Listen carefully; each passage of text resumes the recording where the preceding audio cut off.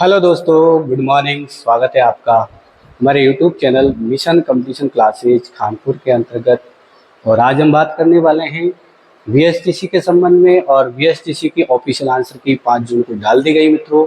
और उस वीएसटीसी की जो आंसर की डाली गई उसमें जो सेकंड शिफ्ट का जो पेपर था, उस सेकंड शिफ्ट के पेपर में कुछ बालकों के सामने इस तरीके की समस्याएं आई।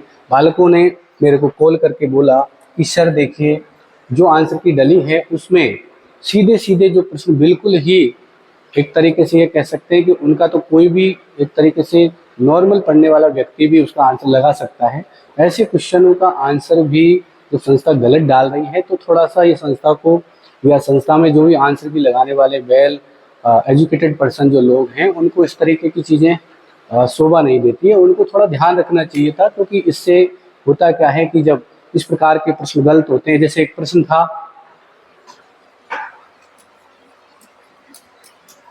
प्रयास व त्रुटि का सिद्धांत। कौन सा सिद्धांत? प्रयास व त्रुटि का सिद्धांत। ये साइकोलॉजी बेस्ड प्रश्न है, अधिगम से संबंधित प्रश्न है। और इसका जो सिद्धांत है वो दिया था मित्रों थॉर्नडाइक ने। ये जो सिद्धांत किसने दिया था? थॉर्नडाइक ने दिया था। जबकि आंसर की उसका आंसर क्या मान रही है? स्किनर मान रही है। तो ये थोड़ी बात अगर आप देख सकते हैं कि इस प्रश्न का आंसर शायद ही कोई बालक गलत करेगा। तो जब संस्था इस प्रकार की गलतियां कर रही है तो इस प्रकार की गलती नहीं करनी चाहिए, मेरा मानना ये है। और ये कोई मिस्टेक नहीं है, क्योंकि ऐसे और भी प्रश्न हैं। जैसे एक प्रश्न और था, एक प्रश्न ये था कि जो औपचारिक जो समाजीकरण वाला प्रश्न है, औपचारिक समाजीकरण, उसमें कुछ इस तरीके के ऑप्शन थे। तो औपचारिक समाजीकरण किसमें बालक का होता है? तो अगर हम बात करें तो वैसे तो विद्यालय, और ये भी ऑप्शन में था, विद्यालय महाविद्यालय, ये ऑप्शन में दिया हुआ था, ठीक है ना। जबकि आंसर की में माना क्या गया? आंसर की में माना गया दोस्तों से।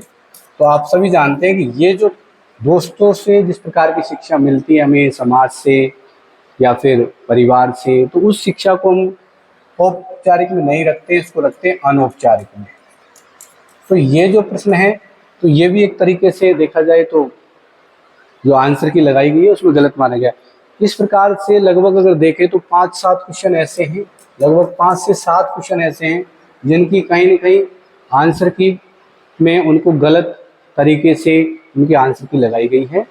तो इस तरीके की आंसर की लगाना एक तरीके से एक एजुकेशन डिपार्टमेंट पे आक्षेप का एक कारण हो सकता है। इसलिए संस्था को इस तरीके की भूल नहीं करनी चाहिए।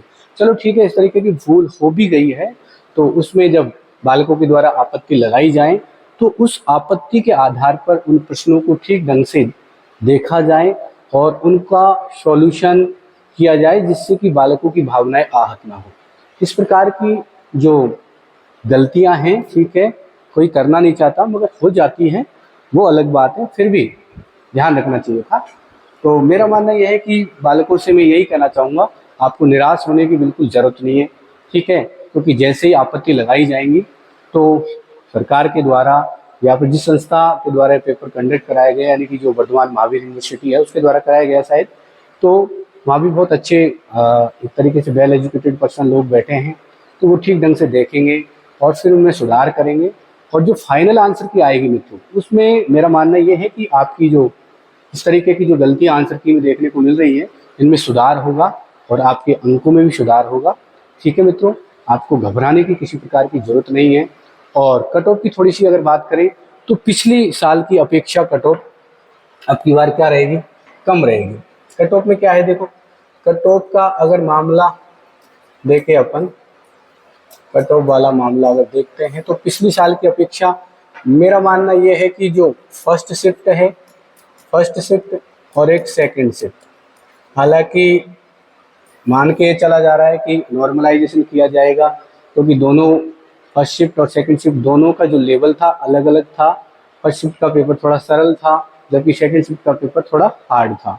तो उस हिसाब से देखें तो पिछली साल की अपेक्षा कट ऑफ कम से कम मान के चलो कि पिछली साल से 20 नंबर तो कम रहेगी। मेरा मानना है कि 20 नंबर पिछली साल जो कट ऑफ गई थी उस कट ऑफ से कम 20 नंबर नीचे रहेगी, ये मेरा मानना है। बाकी देखो कुछ कह नहीं सकते, ये अपना एक अंदाजा है और जैसे भी रिजल्ट शायद 18 जून को सरकार निकाल देगी, उसके बाद आपसे काउंसलिंग कराई जाएगी और उसकी जो फर्स्ट लिस्ट आएगी उसमें आपको पता चल ही जाएगा कि लगभग कितनी कट ऑफ जा सकती है। चलिए मित्रों, जय हिंद, जय भारत।